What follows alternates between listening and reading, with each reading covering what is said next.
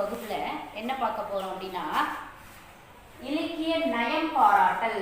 என்ன நயம் பாராட்டல் பார்க்க போறோம் தானே? இலக்கிய நயம் பாராட்டல். நீங்க இந்த பாடலை முதல்ல நல்லா கவனிங்க, அதுக்கப்புறம் நம்ம அதற்கான விளக்கங்களை நம்ம தெளிவா பார்க்கலாம். சரிங்களா? இப்ப பாருங்க, பெண்ணுக்கு ஞானத்தை வைத்தான் புவி பேணி வளர்த்திடும் ஈசன் மண்ணுக்குள்ளே சில மூட நல்ல மாதர் அறிவை கெடுத்தார். கண்கள் இரண்டில் ஒன்றை குத்தி காட்சி கெடுத்திடலாமோ? பெண்கள் அறிவை வளர்த்தால் வையம் பேரைமை அச்சிடும் காணீர். இதை இயற்றியவர் யாருன்னா பாரதியார். இது பாரதியாருடைய பாடல். அதாவது என்ன கருத்து சொல்ல வருகிறார்?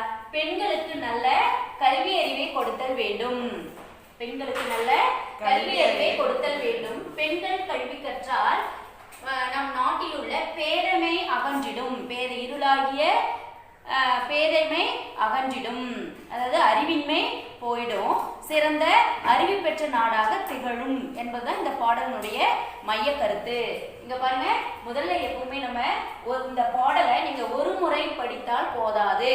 ஒரு முறைக்கு இருமுறை மும்முறை நீங்க நல்லா தெளிவா படிச்சீங்களா மட்டும்தான் அதில் உங்களுக்கு இலக்கிய நயங்களை என்னவென்று எடுத்து எழுத முடியும். சரிங்களா? இன்னொரு முறை இந்த பாடலை பாருங்க. பெண்ணுக்கு ஞானத்தை வைத்தான் புவி பேணி வளர்த்திடும் ஈசன் மண்ணுக்குள்ளே சில மூட நல்ல மாதர் அறிவை கெடுத்தார். கண்கள் இரண்டினில் ஒன்றை குத்தி காட்சி கெடுத்திடலாமோ? பெண்கள் அறிவை வளர்த்தால் வையம் எப்படி இருக்கும்? பேதைமை அச்சிடும் காணீர். ஈட்டியவர் யாருங்க? பாரதியார். சரிங்களா? எப்பவுமே பாரதியார், பாரதிதாசன், தேசிய கவி, இவர்களை போன்ற பாடல்களை தான் உங்களுக்கு கொடுப்பாங்க. பாரதியார் பாடல் கொடுக்கலாம், பாரதிதாசன் பாடல் கொடுக்கலாம். சரிங்களா? அடுத்து கவிமணி பாடல் கொடுக்கலாம். இந்த மாதிரி உங்களுக்கு புரியும் வண்ணம் எளிமையான பாடல்களை தான் உங்களுக்கு கொடுப்பாங்க. இப்போ இதுல இலக்கிய நயம் அப்படின்னு பாத்தீங்களா? இலக்கிய நயம் பாராட்டும் போது நம்ம என்ன செய்யணும்? எப்பவுமே எந்த ஒரு கட்டுரை வடிவிலோ 4 மதிப்பெண் 5 மதிப்பெண் வினாக்கள் எழுதும் போது நீங்க ஒரு முன்னுரையும் முடிவுரையும் கொடுத்து வைக்கணும். ஏன்னா அதில் கொடுக்கப்பட்டுள்ள கருத்துக்கள் உங்களுக்கு தெளிவாக தெரியுது என்பதற்கு அடையாளமே இந்த முன்னுரையும் முடிவுரையும் தான். இதுக்கு ஒரு முன்னுரை கொடுங்க. முன்னுரை கொடுக்கும் பொழுது உங்களுக்கு ஆசிரியர் பெயர் இங்கே கொடுக்கப்பட்டிருக்கு. அதனால் நீங்க என்ன செய்யுங்க?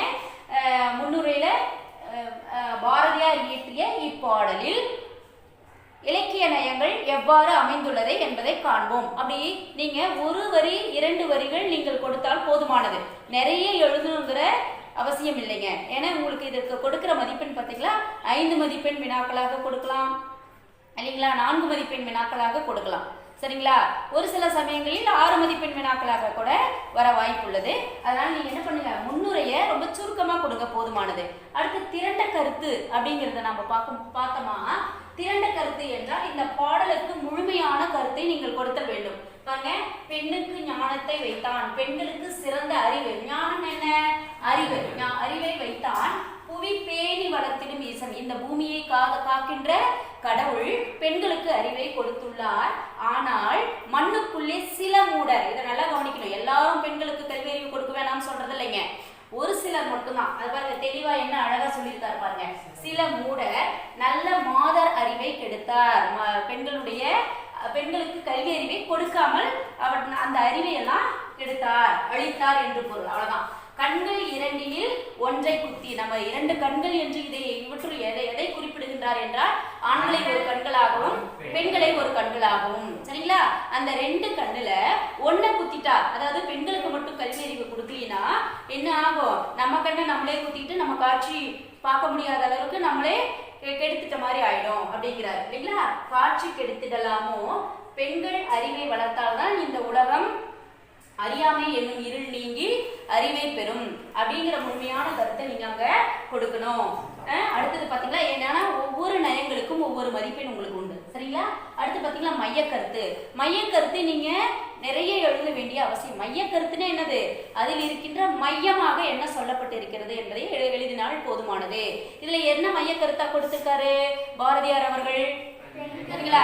ஆமா, பெண் கல்வியை பேணுதல் வேண்டும், அவ்வளவுதான். சரிங்களா? பெண்களுக்கு பெண்கள் நம்ம 2 கண்களை போன்றவர்கள் பெண்கள். அந்த பெண்களுக்கு கல்வி அறிவை கொடுத்தல் வேண்டும். அப்பொழுதுதான் இந்த வையம் சிறக்கும். அவ்வளவே போதுமானது. சரிங்களா? சரி, அடுத்தது பாத்தீங்களா தொடைநயம். அடுத்தது நம்ம தொடைநயம். இந்த வினா கொடுக்கும் போதே கண்ணு உங்களுக்கு என்ன சொல்லுவாங்க அப்படின்னா, ஏற்புடையவற்றை எழுதுக அப்படிம்பாங்க. அதாவது இலக்கிய நயத்துல ஏற்புடையவற்றை எழுதுக அப்படின்னு ஒரு வார்த்தை கொடுத்துருவாங்க. அப்ப ஏற்புடையவற்றை அப்படின்னு என்ன பொருளுங்க? அதாவது இந்த பாடல்ல என்ன நயம் இருக்கோ அதை நீங்க எழுதினால் போதுமானது. ஏனென்றால் ஒரு சில பாடல்களில் இயைபு நயம் இருக்காது. எதுகை மோனை எல்லா பாடல்களிலும் இருக்குங்க. சரிங்களா? பா இருக்கும், சந்தம் இருக்கும், அணிகள் இருக்குங்க. ஆனா இயைபு ஒரு சில பாடல்களில் இருக்காது, முரண் ஒரு சில பாடல்களில் இருக்காது. சரிங்களா? அதனால ஏற்புடையவற்றை என்ன இருக்கோ அதை நீங்க எழுதினால் போதுமானது. அப்போ தொடைநயம் அப்படின்னா தொடைநயங்கள் என்னென்ன? எதுகை, மோனை, இயைபு, முரண், அளபடை, அந்தாதி, இரட்டை தொடை, செந்தொடை. இல்லைங்களா? எதுகை, மோனை, இயைபு, முரண், அளபடை, அந்தாதி, இரட்டை தொடை, செந்தொடை. இதுதான் தொடைநயங்கள். இதுல நமக்கு என்ன இடம்பெறும் அப்படின்னு பாத்தீங்களா, இந்த முதல் 5ஐ மட்டும் நீங்க எடுத்துக்கிட்டீங்களாவே போதுமானது. அந்தாதி ஒரு சில பாடல்கள் மட்டும். அந்தாதின்னு என்னது? அந்தம் ஆதியாக தொடுப்பது. அதாவது ஒரு பாடலின் இறுதி எழுத்து அல்லது சொல் அடுத்த வரியினுடைய முதலில் இடம்பெறுவது அந்தம் ஆதி. இறுதியில் வருகின்ற சொல்லோ எழுத்தோ அடுத்து வருகின்ற வரிகளுக்கு முதலில் அமைவது, அதுதான் அந்தாதி என்று பொருள். நீங்க இந்த முதலில் இருக்கின்ற 5ஐ இலக்கியம் பாராட்டுதலுக்கு முக்கியமாக நீங்க எடுத்துக்கொண்டால் போதுமானது. அதுல பாத்தீங்களா எதுகைனா என்ன நீங்க இன்னும் நல்லா கவனிக்கணும். நீங்க சும்மா எதுகை, பெண், பேணி இப்படி எல்லாம் எழுதிட்டீங்களா உங்களுக்கு மதிப்பெண் கிடைக்காதுங்க. எதுகைனா என்னங்கிற விளக்கத்தை கொடுக்கணும். சும்மா ஒரே வரியில் நீங்க கொடுத்தீங்களா போதுமானது. எதுகைனா என்ன? அடிதோறும் அல்லது சீர்தோறும் 2ஆம் எழுத்து ஒன்றி வருவது எதுகை. பாருங்க, அடிதோறும் அல்லது சீர்தோறும் 2ஆம் எழுத்து ஒன்றி வருவது எதுகை. இ ஏ அப்படின்னு ஞாபகம் வச்சுக்கோங்க. ரெண்டுமே உயிரெழுத்துக்கள். இப்படி நினைவு வச்சுக்கோங்க. ஏன்னா ஒரு சில மாணவர்கள் என்ன செய்வாங்க அப்படின்னா எதுகைய மோனையாகவும் மோனைய எதுகையாகவும் எழுதிடுவாங்க. அதனால நீங்க நினைவில் வைத்துக் கொள்வதற்காக நான் என்ன சொல்றேன் அப்படின்னா இ ஏ ரெண்டும் உயிரெழுத்து அப்படின்னு ஞாபகம் வச்சுக்கோங்க. மோனைக்கு மோனைக்கு என்னது? உயிர்மை எழுத்தை ஞாபகம் வச்சுக்கோங்க. சரிங்களா? அப்போ 2ஆம் எழுத்து அடிதோறும் அல்லது சீர்தோறும் 2ஆம் எழுத்து ஒன்று வருவது எதுகை. அப்ப இங்க 2ஆம் எழுத்து அப்படின்னு எழுதிட்டு அந்த விளக்கத்தை கொடுத்துட்டுங்க. அடுத்தது என்ன செய்யணும்? பெண்ணுக்கு, பேணி, மண்ணுக்கு. சரிங்களா? 2ஆம் எழுத்து ஒன்று வருவது தான் எதுகை. கண்கள், சரியா? பெண்கள். நீங்க இது பெண்கள், மண்ணுக்கு, கண்கள், பெண்கள், இப்படி இந்த 4 சொற்களை மட்டும் எழுதினாலே போதுமானது. சரிங்களா கண்ணு? புரியுறதா? அடுத்து பாத்தீங்களா மோனை. மோனைனா என்ன? நான் உங்களுக்கு சொல்லியிருக்கேன். என்ன சொல்லியிருக்கேன்? மோனை நினைவு வச்சுக்கோங்க. ஏன் மோன் நினைவு வச்சுக்கோங்க? முதல் எழுத்து ஒன்று வருவது மோனை. அதனாலதான் சொன்னேன் இரண்டும் உயிர்மை எழுத்து. புரியுதா கண்ணே? சரி, இப்போ மோனைனா என்ன? அடிதோறும் அல்லது சீதோறும் முதல் எழுத்து ஒன்று வருவது மோனை என்ற விளக்கத்தை நீங்க கொடுத்துட்டு அதுக்கப்புறம் என்ன பண்ணுங்க? முதல் எழுத்து இங்க எங்க ஒன்றி வந்திருக்குது? பெண், பேணி, மண், மாதர், கண், காட்சி. சரிங்களா? இப்படி இருக்கு இல்லைங்களா? இதுல நீங்க ஒரு 4 சொற்களை எடுத்து எழுதினாலே போதுமானது. ஆனால் அதுக்கு முன்னாடி என்ன செய்யணும்? மோனைனா என்ன என்ற விளக்கத்தை அதில் கொடுத்தல் வேண்டும். சரிங்களா? ஏன்னா அந்த விளக்கம் தெரிஞ்சாதான் எது மோனைங்கிறது உங்களுக்கு தெரியும். விளக்கம் தெரிஞ்சாதான் எது எதுகைங்கிறது உங்களுக்கு தெரியும். இப்ப இதில் இன்னொரு சந்தேகமும் உங்களுக்கு வரலாம். என்ன சந்தேகம் வரலாம்? ஆனா நீங்க அதை யாருமே கேட்கல. சரிங்களா? ஏன் கேட்கல? இப்ப பாத்தீங்களா முதல் எழுத்து ஒன்று வருவது மோனைன்னு சொல்லிட்டேன். இங்க ம குறில் இருக்கு, இங்க மா நெடில் இருக்கு, இங்க க குறில் இருக்கு, இங்க க நெடில் இருக்கு. அப்போ இது மோனை ஆகுமா அப்படின்னா மோனை தான். சரிங்களா? அந்த கக்கா வரிசையில மமா மிமி வரிசையில இப்படி உங்களுக்கு அந்த வரிசையில் அப்படியே நீங்க வந்தாலும் அதை நீங்க மோனை என்று குறிப்பிட்டு விடலாம். சரிங்களா கண்ணே? அடுத்தது பாத்தீங்களா இயைபு. இயைபுன்னு என்ன? அடிதோறும் அல்லது சீர்தோறும் இறுதி எழுத்தோ சொல் உள்ளோர் ஒன்றி வர தொடுப்பது ஏய்வு. அப்ப இதுல ஏய்வு இருக்கா பாருங்க. ஏய்வு இருந்தா நீங்க எழுதுங்க கண்ணு, இல்லைன்னா தேவையில்லை. இப்ப இதுல ஏய்வு இருக்கா? இல்ல. ஏய்வு இருக்கா? இல்ல. ஏன்னா ஏய்வுன்னு என்னது? அதாவது ஒத்த ஓசை உடைய சொற்கள் வரணும், ஒரே மாதிரியான சொற்கள் வரணும். இப்ப உதாரணமா பாத்தீங்களா, உலக நீர் ஓதாமல் ஒரு நாளும் இருக்க வேண்டாம், ஒருவரையும் பொல்லாங்கு சொல்ல வேண்டாம், மாதாவை ஒரு நாளும் மறக்க வேண்டாம். நீங்க சின்ன வகுப்புல படிச்சது, 1ஆம் வகுப்பு 2ஆம் வகுப்பு 3ஆம் வகுப்பு அந்த காலகட்டத்தில் படித்தது எவ்வளவு நல்ல நினைவு இருக்கு பாத்தீங்களா? ஏன்னா நம்ம கற்கும் முறைதான். சரிங்களா? அப்போ அந்த வேண்டாம் வேண்டாம் வேண்டாம்னு வருதுங்களா, இறுதியில வருதுங்களா, அப்ப அது என்னது? ஏய்வு. அவ்வளவுதான், ரொம்ப எளிமைதான். சரிங்களா? சரி, அடுத்தது பாத்தீங்களா முரண். முரண் என்றால் முரண்பட தொடுப்பது. அதாவது கண்ணு, நீங்க எதிர்ச்சொல் அப்படின்னு சொல்லுவீங்க இல்லைங்களா, அதை நினைவு வச்சுக்கோங்க. எதிர்ச்சொல் அப்படின்னு நினைவு வச்சுக்கோங்க. சரிங்களா? அப்ப முரண்பட தொடுப்பது. என்ன முரண் அப்படிங்கிற சந்தேகம் வேணாம் உங்களுக்கு. எதிர்ச்சொல் அப்படிங்கிறது ரொம்ப எளிமையா நினைவு வச்சுக்கோங்க. இப்போ இதுல முரண் என்ன அமைந்திருக்குது? பாடலை. அதனாலதான் சொன்னேன், நான் பாடலை நீங்க ஒரு முறை படித்தால் உங்களுக்கு எது எங்க இருக்குன்னு தெரியாது. 2 முறை 3 முறை நீங்க முன்னாடியே படிச்சு வச்சுட்டு அதுக்கப்புறம் நீங்க வினாக்கு விடை எழுத போகணும். சரிங்களா கண்ணே? சரி, இதுல என்ன இருக்கு பாருங்க. இங்க பாருங்க, இருக்கு பாருங்க. வளர்த்திடும் இருக்கா? இங்க என்ன இருக்கு? கெடுத்திடும் இருக்கா? அப்ப இத நீங்க முரணா கொடுக்கலாம். வளர்தல் கெடுத்தல், வளர்த்தல் கெடுத்தல் கொடுக்கலாம் இல்லைங்களா? மோனையா கொடுக்கலாம். அடுத்தது வேற என்ன பாருங்க. பாருங்க, இங்க பாருங்க, ஞானம் இருக்கா? இங்க பேதைமை இருக்கு. அப்ப இதையும் நீங்க முரணா கொடுக்கலாம். சரிங்களா? அப்ப 2 முரண் இருக்கு. நீங்க முரண்கிறதுக்கான விளக்கத்தை கொடுத்துட்டு அதுக்கப்புறம் நீங்க இதெல்லாம் முரண் அப்படிங்கறது நீங்க எடுத்து எழுதினால் போதுமானது. நீங்க எதிர்ச்சொல் எப்படி எழுதுவீங்க? ஒரு பெருக்கல் குறி இடையில போட்டு எழுதுவீங்க இல்லைங்களா, அதே போல எழுதினாலே போதுமானது. அதனாலதான் உங்களுக்கு எதிர்ச்சொல் அப்படிங்கறத நினைவு வச்சுக்கோங்க நான் சொன்னேன். சரிங்களா? அடுத்த அளபடை. அளபடை இங்க இல்ல. அளபடை உங்களுக்கு நான் ஏற்கனவே விளக்கமா நடத்தியிருக்கேன். அதாவது என்னது? அளபடை 2 வகைப்படும். ஒன்னு உயிரளபடை, இன்னொன்று ஒற்றளபடை. உயிரளபடை 3 வகைப்படும். சொல்லிசை அளபடை, இன்னிசை அளபடை இல்லைங்களா, செயலிசை அளபடைன்னு இல்லைங்களா? அதுல ஏதேனும் இங்க இடம் பெற்றிருக்கான்னு பாத்தீங்களா? இல்ல. சரிங்களா? அப்ப அதுவும் இல்ல. அடுத்தது நம்ம சந்தநயத்துல இருந்து அடுத்ததுக்கு போயிடலாம். அடுத்தது பாத்தீங்களா சந்தநயம். தொடைநயத்துக்கு அப்புறம் சந்தநயம். சந்தம்னா என்னது? ஒண்ணு இல்லைங்க, இசை, ஓசை என்று பொருள். சரிங்களா? அப்ப உங்களுக்கு ஓசைன உடனே உங்களுக்கு உடனே நினைவு வந்துடும். 4 வகை பாக்கள் இருக்கு. என்னென்ன பாக்கள் இருக்கு?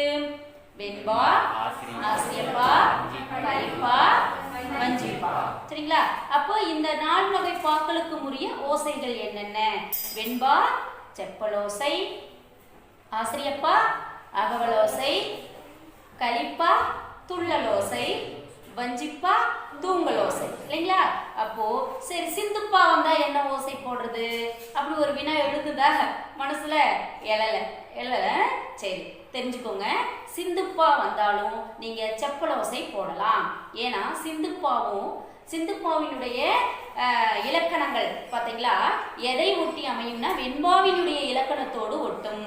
வெண்பாவின் இலக்கணமும் சிந்துப்பாவின் இலக்கணமும் ஒன்றி வரும். அதனால நீங்க சிந்துப்பாவா இருந்தாலும் கூட நீங்க செப்பலோசை என்று போடுவது சரியான விடையாக இருக்கும். சரிங்களா கண்ணே? புரியுதா? சரி, அடுத்தது பாத்தீங்களா பாணயம். இப்ப நம்ம சொன்னோம் இல்லைங்களா, வெண்பா, ஆசிரியப்பா, கலிப்பா, வஞ்சிப்பான்னு சொன்ன இல்லைங்களா? நீங்க 9ஆம் வகுப்புல பா வகைகள் எல்லாமே படிச்சிருப்பீங்க. வெண்பாவினுடைய, அதாவது 8ஆம் வகுப்புல நீங்க வெண்பாவினுடைய இலக்கணம் படிச்சிருக்கீங்க. 9ஆம் வகுப்புல ஆசிரியப்பாவினுடைய இலக்கணம் படிச்சிருப்பீங்க. 10ஆம் வகுப்புல வஞ்சிப்பா, கலிப்பாவினுடைய இலக்கணங்கள்லாம் நீங்க படிச்சு முடிச்சிட்டீங்க. சரிங்களா? அதனால இப்போ மேல்நிலை வகுப்புக்கு வந்துட்டீங்க. நீங்க உங்களுக்கு பாங்கிறத உடனே கண்டுபிடிக்க தெரியணும். சரிங்களா? அப்போ இதுல என்ன பயிற்சி வந்துள்ளது அப்படின்னா, உங்களுக்கு ஒவ்வொரு வரிகளுக்கும் என்ன கொடுக்கப்பட்டிருக்கு? ஒரு தனிச்சொல் கொடுக்கப்பட்டிருக்கு. என்ன கொடுக்கப்பட்டிருக்கு கண்ணே? தனிச்சொல். இந்த ஒரு கோடு போட்டு நீங்க அதுக்காக கூட நம்ம கொடுக்குறோம் இல்லைங்களா, இதை தனிச்சொல்னு சொல்லுவோம் நம்ம. இப்போ இந்த தனிச்சொல் வந்துள்ளதுனால இது என்ன பா அப்படின்னா சிந்துப்பா. என்ன பாக்கன்னு? சிந்துப்பா. சரிங்களா? ஒவ்வொரு வரியிலும் தனிச்சொல் இடம்பெற்றுள்ளது. அதனால தனிச்சொல் வந்தாவே நீங்க சிந்துப்பான்னு போட்டலாம். சரிங்களா கண்ணே? ஏதோ ஒரு இடங்களில் ஒரே ஒரு தனிச்சொல் மட்டும் வந்திருக்கு, ஆனா அப்படி வரிகள் வந்து மடங்கி வந்திருக்கு அப்படின்னா அது கழி நெடிலடி. பெரும்பாலும் உங்களுக்கு கவிமணி தேசிக விநாயகம் பிள்ளை அவர்களுடைய பாடல், அதுக்கப்புறம் பார்த்தீங்களா பாரதிதாசனுடைய ஒரு சில பாடல்கள், இது எல்லாமே வந்து உங்களுக்கு கழி நெடிலடியில வரும். சரிங்களா? அப்போ பாடல் வந்து உங்களுக்கு இப்படி மடங்கி இருக்கும். இப்போ இதுல என்ன கழி நெடிலடி அப்படிங்கும் போது உங்களுக்கு அறுசீர் கழி நெடிலடி, எழுசீர் கழி நெடிலடி, எண்சீர் கழி நெடிலடி. உங்களுக்கு இந்த சீர்களை எண்ணி மேல 4 சீர் இருக்கும், கீழே 4 சீர் இருக்கும். அப்ப அது எண்சீர். மேல 4 சீர் இருக்கும், கீழே 3 சீர் இருக்கும். அப்ப 7 சீர். அந்த மாதிரி நீங்க சீர் எண்ணி எழுதிடலாம். ஆனா இந்த பாடலை பொறுத்தவரை உங்களுக்கு சிந்துப்பா என்று எழுதினால் போதுமானது. சரிங்களா? அடுத்தது பாத்தீங்களா அணிநயம். அணி வந்து ரொம்ப முக்கியமானது. ஒவ்வொரு பாடல்லையும் அணிநயம் இல்லாமலே இருக்காது. உங்களுக்கு வந்து உவமை அணினா என்னன்னு சொல்லியிருக்கேன் இல்லைங்களா? போல, புறைய, இந்த சொற்கள்லாம் இடம்பெற்றிருக்கான்னு பாருங்க. இந்த ஓம உருபுகள் இடம்பெற்றிருக்கான்னு பாருங்க. ஓம உருபுகள் நான் ஏற்கனவே சொல்லியிருக்கேன். போல, புறைய, ஒப்ப, உரள, மோன, கடுப்ப, ஈய, ஏய்ப்ப, நேர, நிகர, அன்ன, இன்ன, என்பவும் பிறவும் அப்படின்னு சொல்லியிருக்கேன் இல்லைங்களா? இந்த ஓம உருபுகள் ஏதேனும் இடம்பெற்றிருக்கா பாருங்க. அப்படி இருந்தா அதை ஓமை அணின்னு போடுங்க. சரிங்களா? இல்ல சொற்கள் மீண்டும் மீண்டும் வந்திருந்தா அதை சொற்பொருள் பின்வரும் நிலையணி. சரிங்களா? படிக்கும் போது ரொம்ப உயர்வா சொல்லியிருக்கிறாரா, உயர்வு நவிர்ச்சி அணி. இயல்பா சொல்லப்பட்டிருக்கா, இயல்பு நவிர்ச்சி அணி. இது உள்ளதை உள்ளவாறே சொல்லப்பட்டிருக்கு. பெண்களோட அறிவை கெடுக்கிறாங்க, அதனால என்ன செய்யுங்க, பெண்களுக்கு அறிவை கொடுங்க அப்படின்னு இயல்பாக சொல்லப்பட்டிருக்கு. அதனால இதுக்கு நீங்க இயல்பு நவிர்ச்சி அணி என்று போட்டாலே அது சரியான விடையாக அமையும். சரிங்களா கண்ணே? சரி, அடுத்தது பாத்தீங்களா சுவை நயம். இப்போ ஒன்பான் சுவைகள் அப்படின்னு நீங்க படிச்சிருப்பீங்க. அந்த 9ஆவது சுவை சமநிலை, அதை விட்டுடுங்க. நீங்க 8 சுவைகள் இருக்கு. என்னென்ன? நகை, அழுகை, எளிவரல், மறுக்கை, அச்சம், வெகுளி, உவகை, பெருமிதம். சரிங்களா? இப்போ நீங்க பாடலை நல்லா படிச்சு பாருங்க. அதுல நகைச்சுவை இருக்கிற மாதிரியான பாடல் இருந்தா அதை நகைன்னு போடுங்க. இல்லையா அச்சத்தை தரக்கூடியதை, இப்போ பாத்தீங்களா அச்சத்தை தரக்கூடியதாக இருந்தால் அதை நீங்க அச்சச்சுவைன்னு போடுங்க. இல்லையா கோபத்தை வெளிப்படுத்துவதாக இருந்தால் அதை நீங்க வெகுளி சுவைன்னு போடுங்க. உவகை ஒரு பெரிய மகிழ்ச்சியை உருவாக்குவதாக இருந்தால் அதை உவகை சுவை அப்படின்னு போடுங்க. சரிங்களா? உங்களுக்கு வந்து எப்படி அச்சச்சுவை இதெல்லாம் கண்டுபிடிக்கிறது அப்படின்னா நான் ஒரு உதாரணம் சொல்றேன் பாருங்க. அது நான் ஏற்கனவே உங்களுக்கு அந்த பாடலையும் நான் உங்களுக்கு நடத்தியிருக்கேன். அதாவது கிளையினில் பாம்பு தொங்க விழுதென்று குரங்கு தொட்டு விளக்கினை தொட்ட பிள்ளை வெடுக்கென குதித்ததை போல் கிளைதோறும் தாவி தாவி கீழுள்ள விழுதை எல்லாம் ஒளிப்பாம்பாய் எண்ணி எண்ணி உச்சி போய் தன்வாள் பார்க்கும். மேல மரத்தினுடைய கிளையில ஒவ்வொன்றா தாவி தாவி மேல போயிடுச்சு. போயும் கூட தன்னுடைய வாழையே அது பாம்பா இருக்குமோ அப்படின்னு எண்ணி அந்த அச்சத்தினால பாக்குது. அந்த மாதிரி பாடல் வந்து அச்ச சுவை அப்படின்னு போட்டுருங்க. இப்ப நான் சொன்ன பாடலும் வர வாய்ப்பு இருக்கு உங்களுக்கு தேர்வுல, அதனால அதை நல்லா நினைவு வச்சுக்கோங்க. சரிங்களா? இந்த பாடலில் என்ன சுவை நமக்கு அமைந்துள்ளதுன்னா பெருமித சுவை. என்ன சுவை கண்ணே? பெருமித சுவை. சரிங்களா? இதையெல்லாம் செய்தா நாடு முன்னேறும். சரிங்களா? பெண்களுக்கு அறிவை கொடுத்தால் நாடு ஒளியை பெறும் என்று பெருமைப்பட கூறப்பட்டுள்ளது. சரிங்களா? அதனால இது பெருமித சுவை. என்ன சுவை கண்ணு இதுல இடம்பெற்றுள்ளது? பெருமித சுவை. இதில் ஏற்புடையவற்றை எழுதினாலே நீங்க போதுமானது. அடுத்து முன்னுரை நம்ம முதல்ல கொடுத்துட்டோம். அப்ப இறுதியா நம்ம என்ன கொடுக்கணும்? முடிவுரைன்னு ஒண்ணு கொடுக்கணும். அதை நல்லா நினைவு வச்சுக்கோங்க. மேற்கான் பாரதியார் இயற்றிய இப்பாடலில் பெண்ணுக்கு ஞானத்தை வைத்தான் என்ற இந்த பாடலில் இல்லையா எதுகை, மோனை, ஏய்வு, சந்தநயம், பாநயம் இவையெல்லாம் மிகவும் சிறப்பாக அமைந்துள்ளது அப்படின்னு எழுதி நீங்க முடித்தாலே போதுமானது. அப்ப நீங்க என்ன செய்யணும்? இலக்கிய நயம் பாராட்டுக்கு முன்னுரை கொடுக்கணும், திரண்ட கருத்து எழுதணும், மைய கருத்து எழுதணும். தொடை நயத்துல எதுகை, மோனை, ஏய்வு, முரண், அளபடை, அந்தாதி, இரட்டை தொடை, செந்தொடையில உங்களுக்கு ஏற்புடையவற்றை அந்த பாடலை நல்லா படிச்சுட்டு அதுல என்ன இருக்கோ அதை நீங்க எழுதினாலே போதுமானது. சரிங்களா? அடுத்தது பாத்தீங்களா சந்தநயம். என்ன? செப்புல வசையா, இல்லது அகவல் ஓசையா, துள்ளல் ஓசையா, தூங்கல் ஓசையா, என்ன ஓசை இருக்கு அப்படின்னு என்ன பாவகையோ அதற்குரிய ஓசை வரும். உங்களுக்கு பாவகையில் இடம்பெறாத சிந்துப்பாவுக்கு உங்களுக்கு செப்பல் ஓசை தான் வரும். அதுவும் நான் சொல்லியிருக்கேன், அதை நல்லா கவனிச்சுக்கோங்க. அடுத்தது அணிநயம். அணி உங்களுக்கு எப்படி கண்டுபிடிக்கணும்னு நான் சொல்லி கொடுத்தேன் இல்லைங்களா, அதை நீங்க மனசுல வச்சுட்டு நல்லா தெளிவா ஒரு முறை படித்தால் போதாது. பாடலை மட்டும் ஒரு முறைக்கு இருமுறை மும்முறை நல்லா படிச்சு பாருங்க. அப்பதான் நீங்க சரியான பதிலை நீங்க எழுத முடியும். அடுத்தது சுவை நயம் என்னன்னு பாருங்க, அதற்கான விடையை நீங்க கொடுத்துருங்க. இறுதியா முடிவுரை எழுதி முடிங்க. சரிங்களா கண்ணே? நல்லா புரியும்னு நினைக்கிறேன். இதை நீங்க வீட்டில் போய் ஒரு முறை என்ன செய்யுங்க, நல்லா எழுதி பாருங்க. எழுதி பார்த்துட்டு அப்பவும் புரியலினா நீங்க நாளைக்கு உங்க சந்தேகங்களை கேளுங்க. சரிங்களா? மீண்டும் அடுத்த வகுப்பில் சந்திப்போம். நன்றி.